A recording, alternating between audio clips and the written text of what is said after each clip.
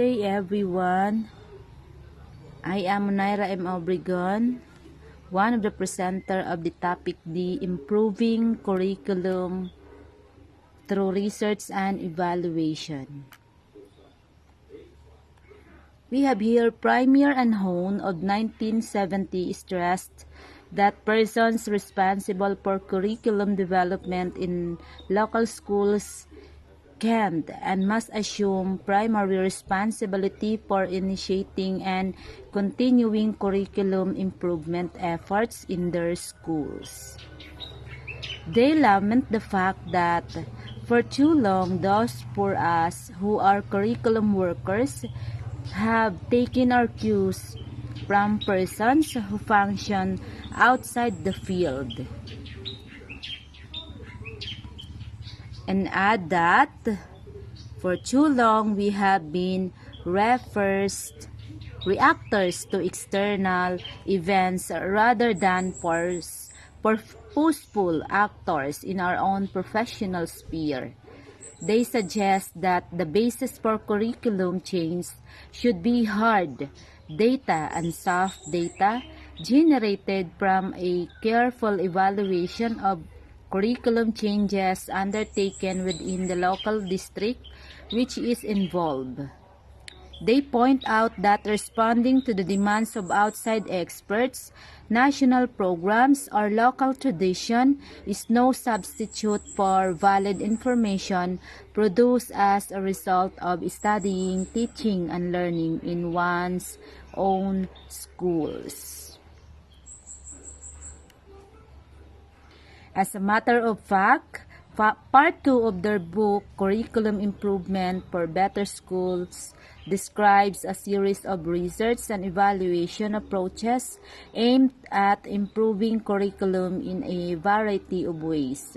There are 5 chapters in Part 2 of their book. The chapters 5, 6, 7, 8, and 9 with chapter titles as follows. Chapter 5, Curriculum Studies Involving the Community. Then Chapter 6, Curriculum Studies Involving Students. Then the Chapter 7, Curriculum Studies Involving Organization Factors. Then the Chapter 8, Curriculum Studies Involving Content. And Chapter 9, Curriculum Studies Involving Teachers. Chapter 5 through 9 of their book describe a series of curriculum development efforts based on the theoretical and practical framework they outlined in Part 1, the Chapter 1 through 4. In effect, each chapter in Part 2 sets forth one or more examples in a case study form. They state, however, that the cases selected for inclusion in Chapter 5 through 9 are meant to be illustrative rather than definitive. Thus, they reflect a range of concerns and a breed of sophistication and skill. Furthermore, as examples of curriculum improvement efforts in local schools, this case illustrations are not meant to be prototypes but rather as incentives and specific elaborations of the principles which constitute the framework of their book. Then, the present author firmly believes that curriculum improvement through research and evaluation is one particular aspect of the local educational system that needs to be strengthened and vitalized. Yes, it is really very true po. Curriculum improvement is through research and evaluation is a particular aspect of the local educational system that needs to be strengthened and vitalized because it is one of the foundation of the school. It is on the basis of this belief that he incorporates here as a report on one of the curriculum studies included in the Premier Hone volume. The particular study that has been selected is entitled Academic Failure, a Study of Unsuccessful Students in Riverside Schools. a preliminary discussion by Premier and Hone entitled An Area Council Studies Academic Failure serve as background material for the research report itself, which is subdivided into 4 parts: the problem, the procedures, the results and conclusions, and recommendations. Okay, we have here an area council studies academic failure. How many students failed last year in Riverside and were retained? At which grade levels did these retentions occur most frequently? Is there any significance to the variations in proportion of retention from school to school or from grade level to grade level? Which schools fail the most students, and why do students who fail do significantly better the following year? What are the policies about retention? When were these policies devised? How do teachers feel about these policies? Are they uniformly applied? Are there any children in one school who are retained who would not have been had they attended another school within Riverside District? What is the effect of failure upon students' motivation to do good work in school? How many students fail because of excessive absences? Then what is Riverside's policy about attendance workers and their efforts? Are there visiting teachers? Are there provisions for the homebound when they are ill? Okay, this study aims to evaluate and monitor not only the students' performances but also these teachers' capabilities because of the this is very important class because it is one of the pillars of the school. That's why teachers implementing those rules and regulations about those absenteeisms, pupils' characteristics, and about the failing grades, and then what are the teachers' impact in the students or pupils' achievements when it comes to academic performance. Because as we all know, students' performances reflects on the teachers or the class advisors' mode of teaching. And next is getting simple figures on a district basis about the number of persons promoted and retained by school and by grade level may open up new vistas for study. Let us suppose that the average retention rate in grade 7 is more than 5 times as high as the average retention rate in grade 6 over the last 10 years. What does this mean? Why the sudden change? Are there many more students really less able in grade 7 than they were in grade 6? What are the attitudes of junior high school teachers towards assisting youngsters in the transition from elementary self-contained classrooms to the complex departmentalized setups of junior high school? Are there opportunities to preserve some of the stability of the elementary situations to help youngsters bridge the gap more easily and more adequately? Would a block of time in 7th grade reduce the failures in junior high? Will special guidance and counseling services for adolescents help them achieve? Questions like this enable one to move into the problem of why students fail. Studying the effects of failure upon student development may give indications of areas in which curriculum change can mostly readily occur. Thus, the fault lie with the student himself or with the teacher or the curriculum materials themselves. How can the school help its youngster to release his personal potential? Do some teachers actually drive students out of school? What is it that teachers say and do which makes work difficult for these low achievers? Is this behavior verifiable, or does it represent instead students' fear and apprehensions? How can supervisors work with such teachers? Are these available? Or can they be devised which would enable principal to make more accurate estimates of teachers' own basic drives? What is good teaching? Who are the good teachers? Can principal rank their teachers in terms of general effectiveness? Would it be possible from a group of more than 1,000 teachers to identify the 100 most able and the 100 less able? Could these teachers be asked to participate in an intensive study designed to identify observational techniques or test items which would discriminate among teachers according to ability? If such a test instrument could be devised, would it have utility in selecting prospective teachers?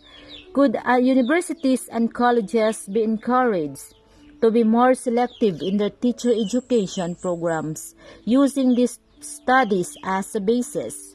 What behaviors characterize good teachers and what behaviors characterize poor teachers?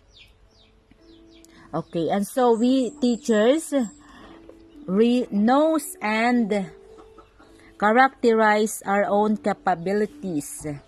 Are we belong here in good teachers or a poor teachers?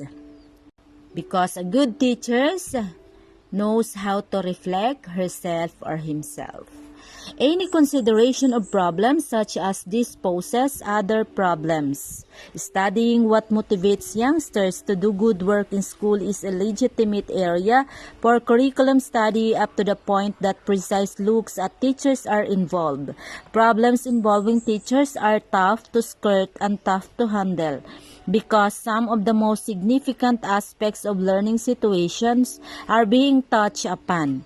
The nature of the teacher's impact upon student development. Raising the issue may be a worthwhile professional experience. Then we have the academic failure, a study of unsuccessful students in Riverside schools. Then we have here the problem. Last year, 2,512 students failed in Riverside Public Schools and were trained at the same grade level for the next school year.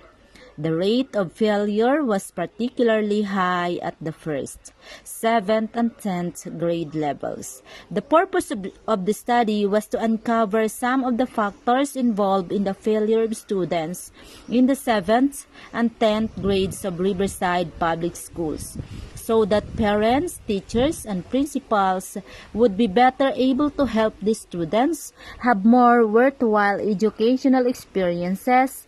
Research in education clearly indicates that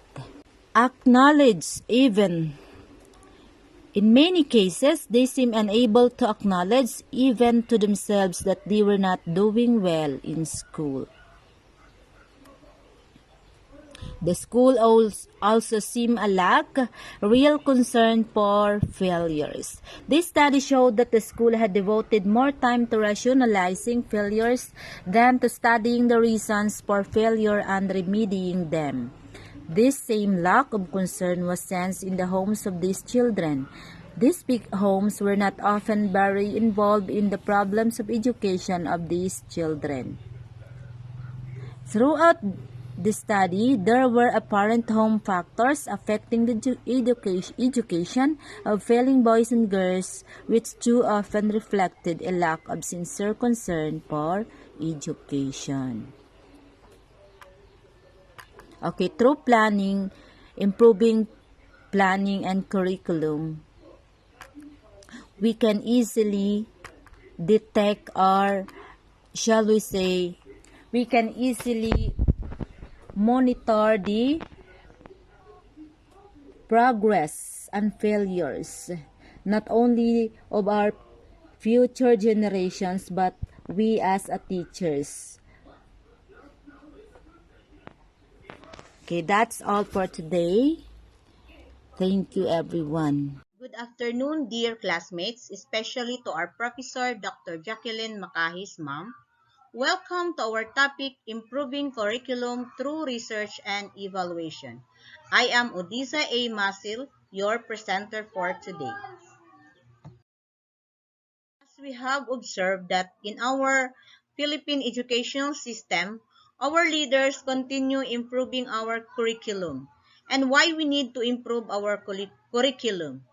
Changes to a curriculum are necessary to keep up the current research and best practices regarding how to increase student learning and how to track progress.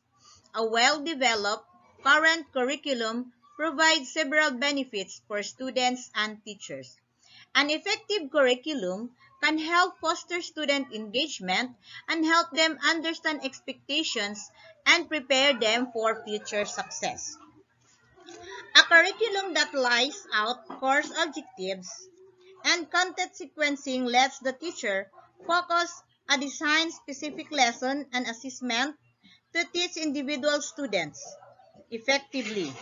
It provides a roadmap for learners and teachers to align educational goals to the latest standards. And let's see academic failure as a problem. One, one major problem why we always improve our curriculum is the academic failure of our students. What is an academic failure? Academic failure means lack of success in education and leads to the loss of higher education costs and social and economic losses. Attrition, also known as academic lack of success or academic failure, can include the out-of-class students persisting in the program over the scheduled time and not achieving, or out-of-class students along with those who graduated spending more time than the regular duration of the program. This means that academic failure is one reason why there is an improvement in curriculum, because of some curriculum does not align with the objectives to cater the students' needs. That's why our educational leader are always finding ways and means on how to cope up and align with the goals and objectives of our students. So in dealing with the problems of academic failure, we the teachers can do a lot of things to help our students cope up their academic failure. One is that we must be positive. With these teacher appreciation quotes, your child can thank their teacher for the remarkable contribution in shaping your child's life. So, as a teacher, we are making a difference every day. We educators have always a positive mindset to give significant impact to students' success. How we can do it? By creating a supportive and engaging learning environment in our classroom. So as a teacher, we can inspire our learners to achieve their full potentials. Another is set realistic standards. Compelling children by law to go to school and then establishing achievement standards probably causes more problems for your youngsters than it solves.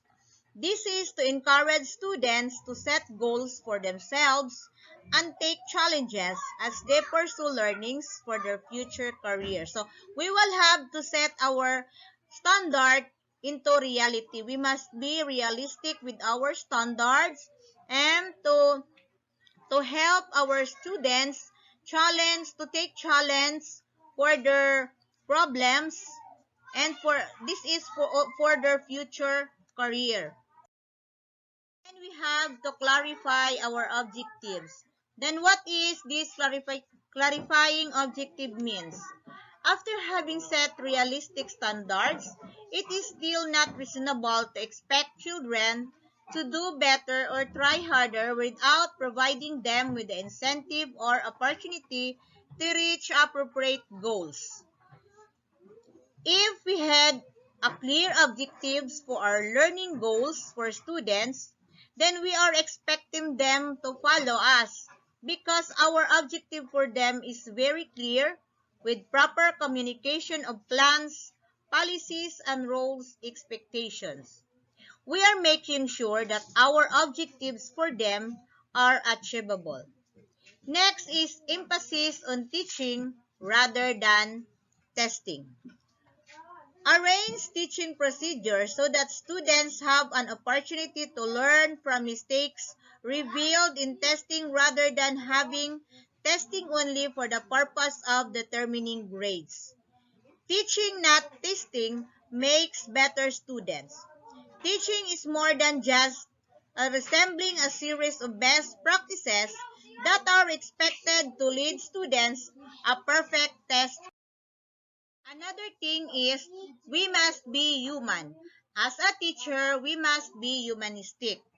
Imagine what you like to have to go to school day after experiencing frustration and failure. Strive to assure that every child has as many successful experiences as possible.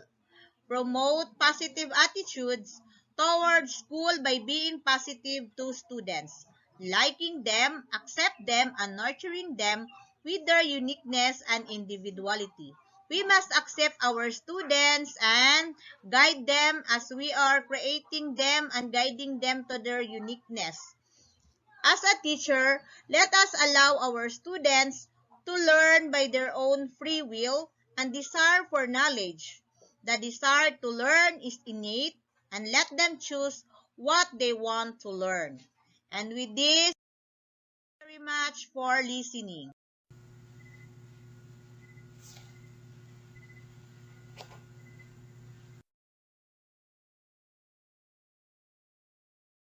Good day everyone, especially to our professor, Ma'am Jacqueline M. Macahis.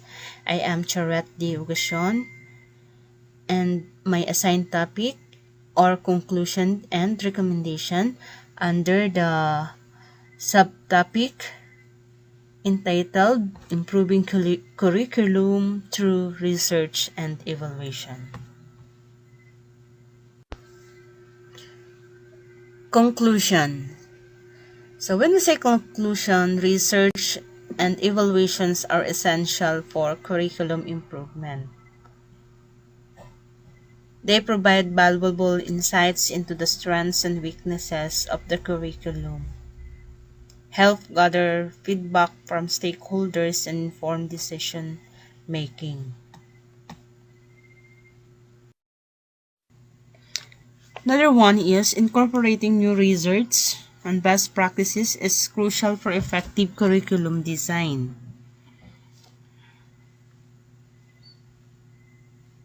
Next is assessing the impact of curriculum changes is necessary to determine their effectiveness.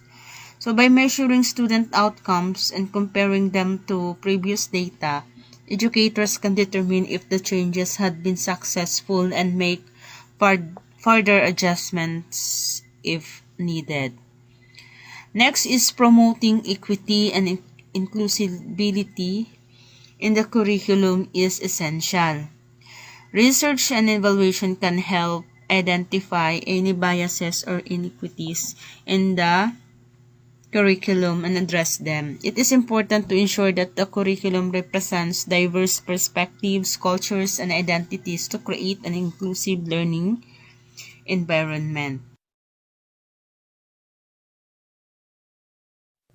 According to Riverside Board of Public Instructions, there were a few cases in which the health of the child prohibited his physical presence in school, but would not have prevented his having been taught at home. Next is, according to Curriculum Director, Riverside Public Schools, there is an urgent need to continue studies underway to and to develop further action research. School principals, principals of both elementary and secondary schools throughout the districts should exercise aggressive leadership, attacking this problem of non-promotion. For individual teacher, the classroom teacher remains the most effective force to bring about successful experiences for all children. It is recommended that she utilize every possible school or community service to increase her effectiveness with student who is experiencing failure and will continue to experience failure as long as his individual problem remains unsolved.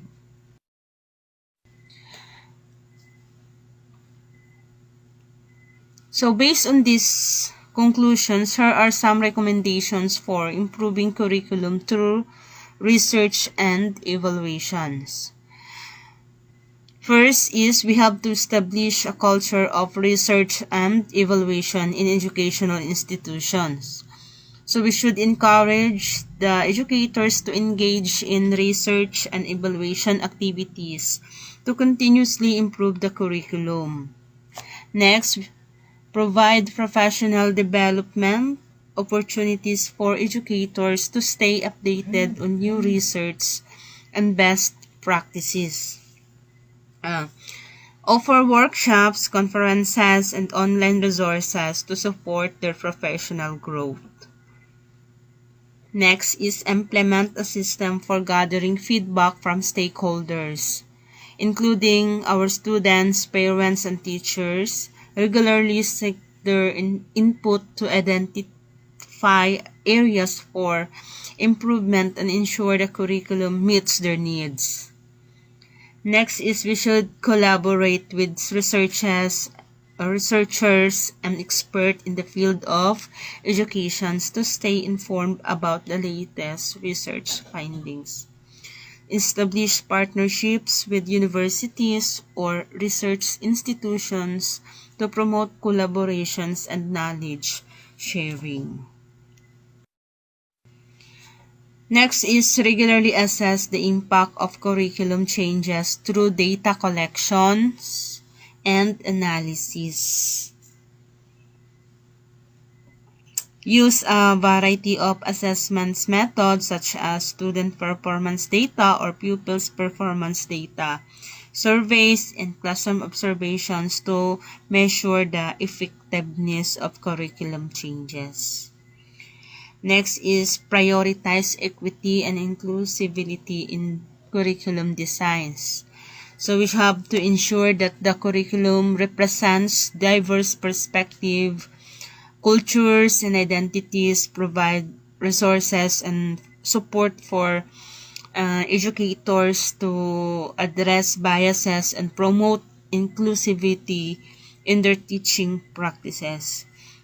So by implementing these recommendations, educational institutions can continuously improve their curriculum through research and evaluations, ultimately enhancing the learning experiences and outcomes for the pupils or students. God bless. Good day, everyone. I am Hadia Mudde, your presenter for today. Now, I am going to discuss to you about the evaluation of end and means. Evaluation of end and means. The evaluation of curriculum and means involve recognizing diverse philosophical assumptions. The clarity in delineating this assumption allows more accurate assessment based on the values inherent in different curriculum sources. Misunderstanding in this agreement may arise when the evaluator and curriculum align with the different underlying assumption, emphasizing the importance of aligning perspective for effective evaluation. Under the evaluation of end and means, we have the appropriateness of end, attainment of end, validity of means, efficiency of means, appropriateness of means, and effectiveness of means. Evaluating the appropriateness of educational goals based on three sources. We have to consider the natures of knowledge, the nature of the society, and the natures of individual. It prompts questions such as whether the curriculum align what the scholars recommend, with the objective are socially acceptable if they meet the social expectation. Furthermore, it emphasizing the considering individual factors like learners' experiences and motivation, highlighting the needs for the comprehensive evaluation that takes into the account of dimension for effective educational planning. Attainment of end. And purpose or objectives give directions to educational efforts.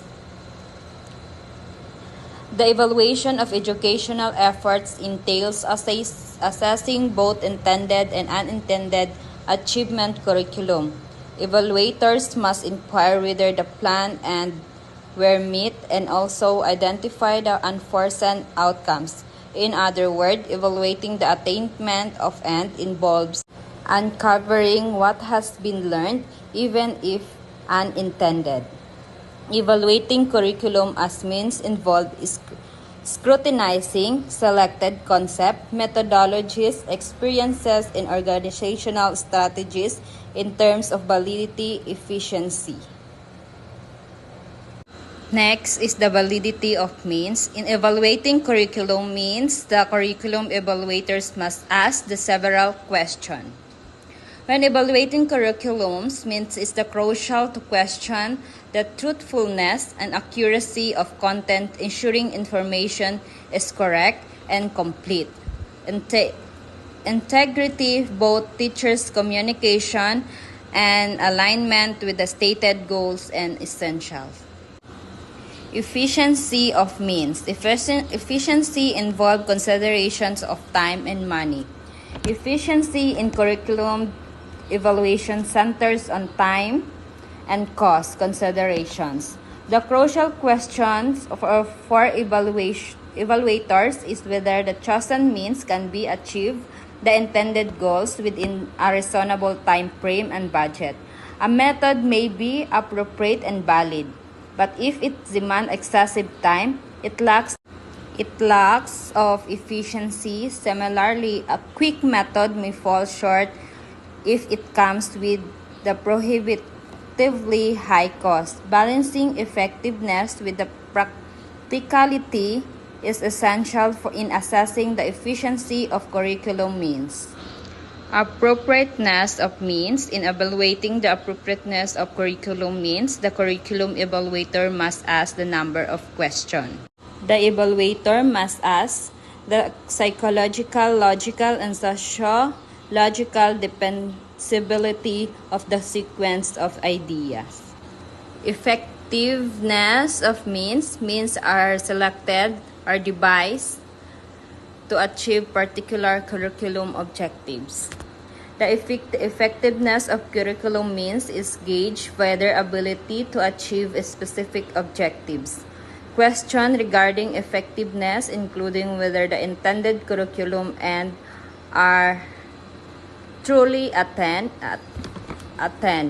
if the desired objective are realized. Additionally, assessing whether the time, space, and staff arrangements contribute maximally to the attainment of intended goals is crucial in determining the overall effectiveness of curriculum means, encompassing content, methodology, organizational arrangement, and experience. Good day, everyone, especially to our professor, Ma'am Jacqueline Macahis. Ma'am, my name is Sinclair S. Alterado, and today I'm going to report the evaluation of evaluation under the improving curriculum through research and evaluation. And by the way, this is the continuation report of Miss Adia Aymuti. Evaluation of evaluation. Evaluating evaluation involves assessing the criteria, methodologies, and relevance of the assessment process to ensure it produces meaningful and accurate results. It will also consider factors such as the clarity of evaluation, objectives, data reliability, appropriateness of measurement tools, and the alignment of findings with intended outcomes. It is regularly reviewing and refining evaluation methods enhance their effectiveness. Evaluation has four basic factors.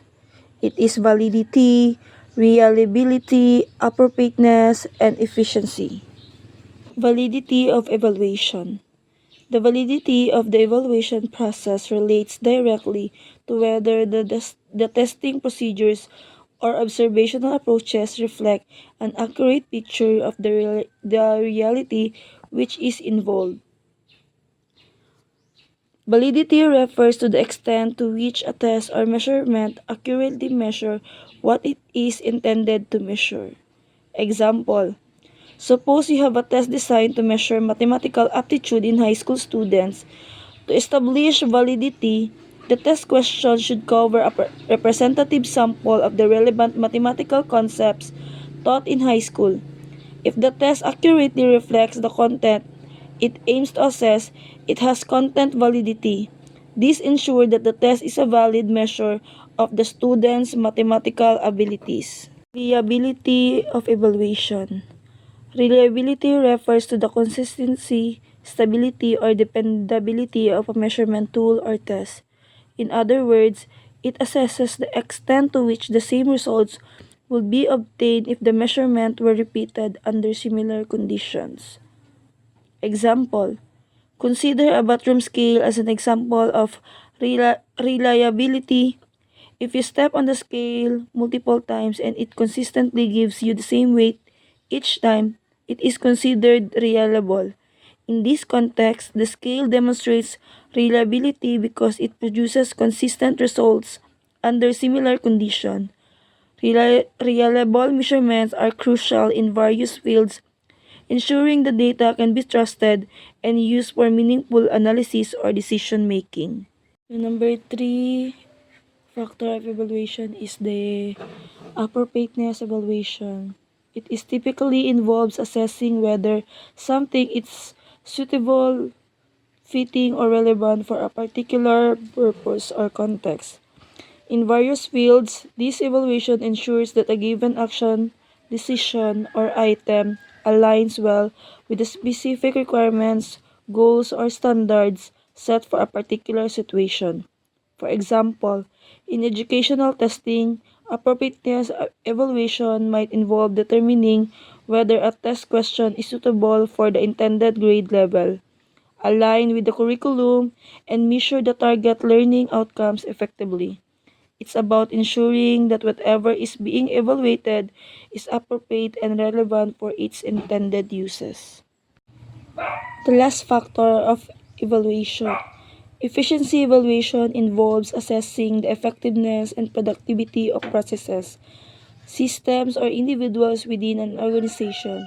It aims to identify areas for improvement, optimize resource utilization, and enhance overall performance. It is also typically involves assessing how well resources such as time, money, or energy are utilized to achieve a particular goal or outcome. For example, in a business setting, efficiency evaluation could focus on how well a production process converts inputs into outputs, aiming to identify and eliminate any unnecessary waste or inefficiencies. It's about assessing the effectiveness of resource utilization in achieving desired results. That's all. Thank you. God bless. Good day to each and everyone, especially to our professor, Ma'am Jacqueline Macahis. I am Saisa May Pangansayan, one of the member from the topic D, Improving Curriculum Through Research and Evaluation. My assigned topic is about administration and support of the experimental schools. Okay, first, let's discuss the definition of administration. Administration is the act or process of administering, performance of supervising duties, also managing public affairs as distinguished from policy making. So, what is the connection of administration in support to the public schools or our education? Of course, administration is responsible of integrating the appropriate human and material resources that are made available and made effective for achieving the purposes of program of an educational institution, which means the primary role of administration is to guarantee that all the company departments operate efficiently.